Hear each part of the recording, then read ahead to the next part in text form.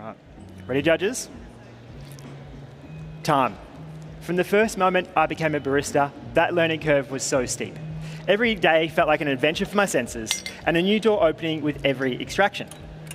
After years in the industry, our experience grows, and that steep learning curve starts to slow down, and we begin to focus on the minute details of every espresso. Enter that competition arena, and that learning turns the pursuit of perfection, the perfect coffee, perfect extraction. How do I score that elusive 6? Well, after years of competing, that constant drive to be perfect was actually filling me with anxiety. So much so, I even thought about not competing this year. But then I realized the pursuit of perfection wasn't actually helping. It was hindering me. So I asked myself, where do I go from here? This led me to a new way of thinking. The pursuit of constant improvement. It's a philosophy of improving everything we do by a small margin at a time. So today, I set out not to be perfect, but to simply be better than I was last year, and to share with you an amazing coffee experience, as well as showcasing my skills as a barista, alongside my roaster, producers, and a few other friends along the way. Now today, I'll be serving your drinks in order of the score sheet, and you'll see some visuals around, which I'll be rotating throughout the routine. So feel free to break eye contact at any stage to take a look. Now last year, I focused on my espresso pre-extraction, with the auto comb and the vibrating table. This year, with the pursuit of constant improvement, I thought, what can I do next? So, I decided to focus on my espresso post-extraction, with a big goal in mind, to enhance the taste experience. So, I set out, looking into other industries to gain inspiration. And this is where I met Gary Ong, who's pioneering the use of ultra-low frequency electromagnetic waves, or WAVES for short. Now, his patented technology was originally used to treat ballast water in cargo ships, so it could be safely returned back into the ocean. But what we didn't know at the time was its potential application in other products. And with espresso being 90% water, Gary and I wanted to see the impact this could have on espresso. So we began collaborating and exploring the potential for post-extraction espresso improvement. And the results have been fascinating. Now, this machine behind me generates 500 hertz of ultra-low frequency electromagnetic waves. And by sending waves to the espresso, we are energizing the water molecules, essentially causing them to vibrate. But why is this important?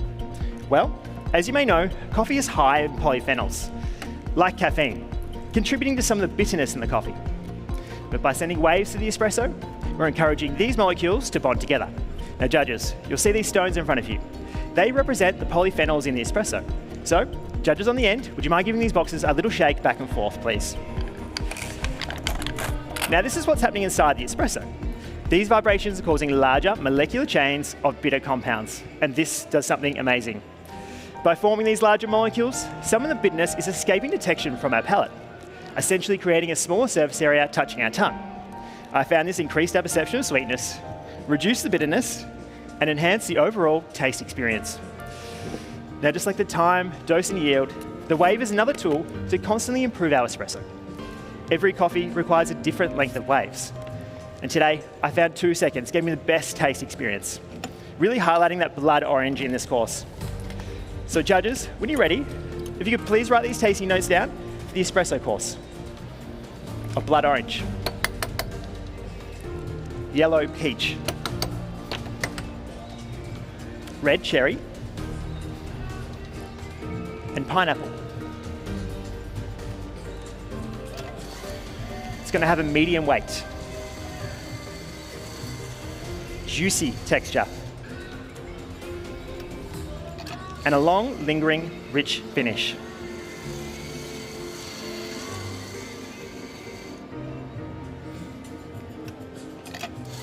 Now today I'm using a recipe of 20 in, 45 out, in 29 seconds, with 2 seconds of waves.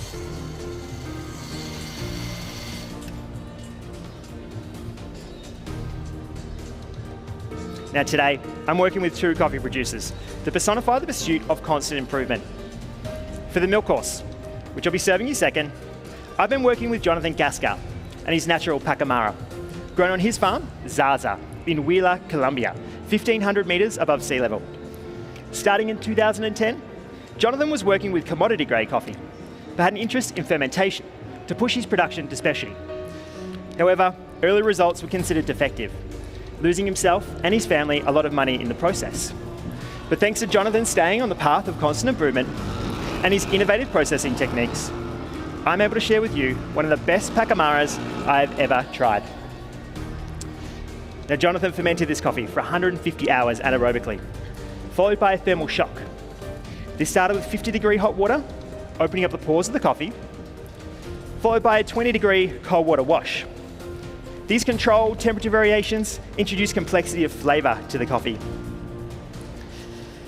Now for the espresso course. And I'm serving you an amazing coffee from Jamison Savage, a nitrogen macerated Gesher, grown on his farm, Finca Debra, in Volcan, Panama, 1,900 metres above sea level. Now, Jamison is a producer focused on terroir and ecology, showcasing the Gesher varietal in some of the best growing conditions possible. As well as highlighting the expression of the land, Jamison is constantly improving. From risk-driven experimentation, maximising every coffee's potential, and adding layers of precision and control throughout the process, constantly improving. Now, judges, I'll please ask if you can assess the crema for these espressos first, just before I wave the coffee. So these are in order, just assessing crema. Thank you very much. All right, thank you. Now, Jamison's latest improvement is nitrogen maceration, a heavier inert gas than carbon dioxide, resulting in a richer sweetness with this coffee. Now, the coffee is placed into a tank and flushed with nitrogen and allowed to ferment for 50 hours, cataloguing temperature and pH throughout the process. From here, it's taken to raised beds to dry for 20 days and to 11% moisture content, resulting in an amazing texture. Now, judges, today I'm serving your coffee in a cup with an evolving lip thickness. Unlike traditional cups, this cup gives me the ability to choose a perfect thickness for every coffee. Today, I found the thin side really highlighted that juicy texture of Jamison's coffee. So if you could please drink from this side and this side only today. Judges, please enjoy. Those pink cups are for your dirty spoons. Enjoy. Thank you. Enjoy.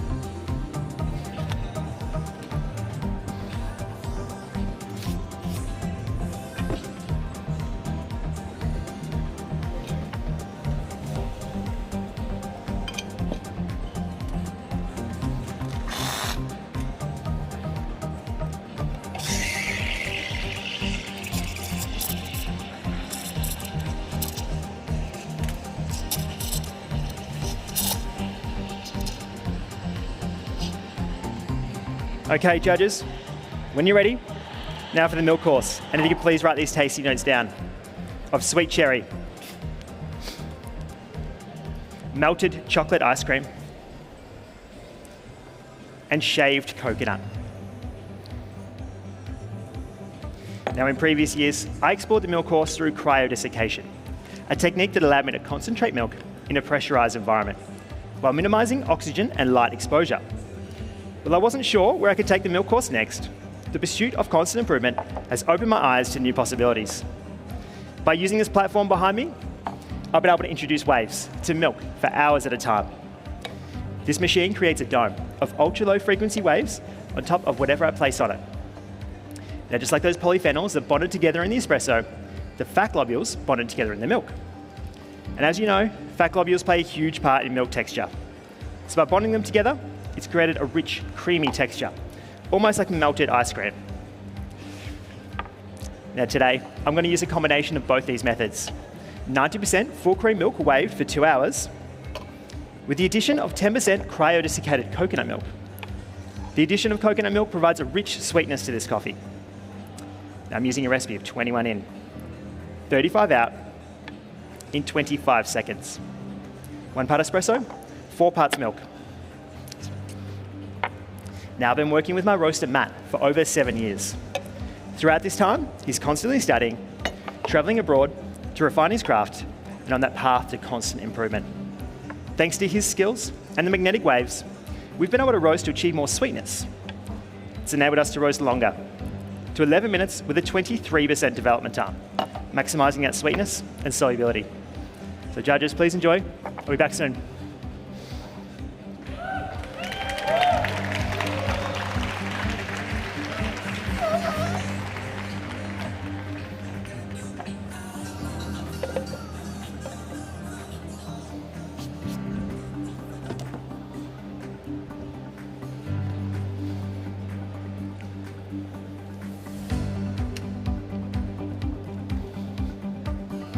All right, judges. Now for the signature course. And today, I'll be using 2 espressos of the Gesha and 2 of the Pacamara, extracted to the same numbers as their respective courses. First, focusing on Jamison's coffee. I wanted to highlight that rich sweetness he accomplished with his processing method. So today, I'll be adding 80 ml of a distilled peach honey, made from the juice of 8 clingstone peaches. Now, taking inspiration from Jamison's constant improvement of fermentation by removing oxygen, I used a rotary evaporator with a vacuum pump to do the same. This allowed me to distill the juice down anaerobically. This was achieved over an hour and a half, 60 degrees, and 120 RPM. I chose peaches because I wanted to maintain those floral notes of the Gesha while adding new flavours of mango and passion fruit to this course. Now, by using this rotary evaporator, I was able to collect the hydrosol, which is the water and aromats that are normally lost through regular distillation. By adding this to the drink, it provides dilution through precision and control, just like Jamison and his processing method. So I've added 80 ml of this. Next, turning our attention to Jonathan's coffee and the future potential of the path of constant improvement. Now, Gary, Jonathan and I have created a plan to take the waved to Zaza. And with this technology's ability to energize anything with water, we want to see the impact this could have with coffee fermentation. We've made some really exciting plans. Let me show you how this would work. First, we'd place the cherries on the wave platform for 2 hours, utilising the same technique I applied in the milk course, providing sweetness and texture to the coffee. From here, we transfer it to a tank to ferment anaerobically. But this is where it gets really interesting. We'd use a single wave maker to stop that fermentation on the spot. By energizing that ferment, it stops the metabolic process instantly by vibrating the molecules. Now, I can't wait to see the impact this has on coffee fermentation, giving Jonathan ultimate control. Today, I've created 2 fermentations utilizing this method. The first is made of Canotto. To create this, I placed 100 grams of Canotto on the wave platform for 2 hours, using the same method. I then allow it to ferment for 48 hours in a sealed jar at room temperature. I chose Canotto because it works perfectly with those cherry notes of Jonathan's coffee to give us new flavors of dried apricot and orange soda. Next, I infuse this for 24 hours and carbonate it to 60 psi to achieve an effervescent texture. So here's one I prepared a little earlier. Now, that second fermentation is made with equal parts white peach and marigold flowers, utilising the same recipe as the Canotto. I'll be using this as an aroma cloud today by pouring it over dry ice. This replaces the aroma lost by serving us at 4 degrees and highlights the flavour notes. And if you please write this down, of mango, passion fruit, orange soda, and dried apricot.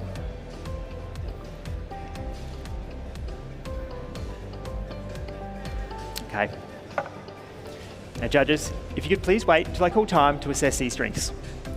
Now, feel free to take as many sips as you like.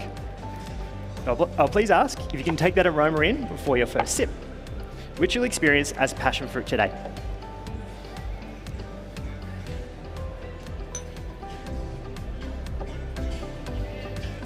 Now, the path of constant improvement has made me look at coffee like a puzzle. Not one giant picture, but those individual pieces. Now, those pieces have turned into collaborations that could have potential impacts in our industry. Now, as I stand here today, I'm a better barista than I was last year. And next year, I'll improve even more. Because once on this path of constant improvement, it's not about being perfect, it's about the journey. Thank you so much, Tan. Let's give them a huge...